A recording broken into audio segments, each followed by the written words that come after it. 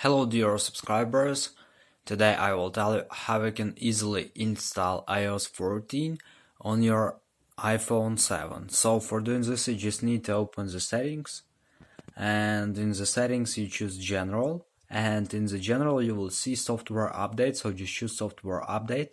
So now you just need to wait some time until it will checking for update, and it will show to you available latest version for you. So here you can see iOS 14 2 and 32 gigabytes. So just click on download and install. So now you just need to enter your passcode,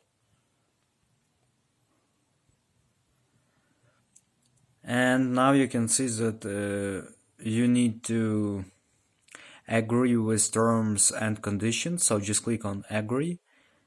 Terms and conditions, I agree to the iOS terms and conditions, agree.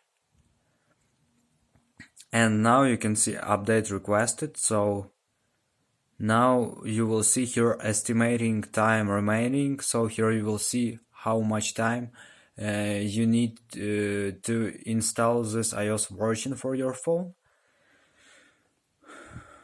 So just wait until it will show to you how much time you need to wait.